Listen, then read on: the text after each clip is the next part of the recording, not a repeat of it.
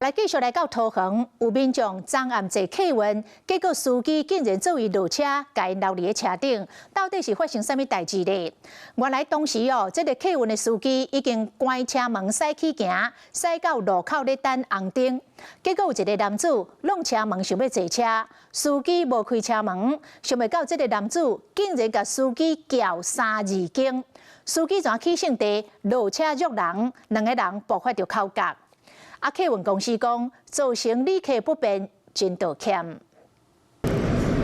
客运的驾驶偷开安全带，拍开车门，随落车，车顶的人客安尼当面看过来，西面看过去，三无长，煞来就听到。驾驶落车后，手臂后壁大声咧骂一个查甫人，佮约进前。人客翕到驾驶落车，将因留伫车顶，掩过落车后去路口，甲一个查甫人伫咧相骂，拢想要问讲到底发生啥物代志。这个查甫人挂喙暗去车门，想要上车，掩过驾驶无开车门，要青灯啊，哪骂哪使离开，因此引爆怒火。代志发生伫昨暝桃园八德区步入桃园病院附近，当时驾驶已经关车门驶离站，驶超了50公尺，挡红灯，这个查甫人弄门想要上车，被拒绝了，骂3字经，驾驶准咧落车辱人。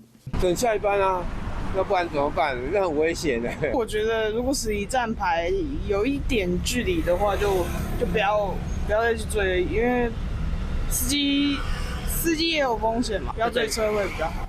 警方表示讲，双方无讲出恐吓还是其他违法的言论，嘛无收告。在警方面前当场向卢姓司机道歉，并承诺自己的情绪控管会再做加强。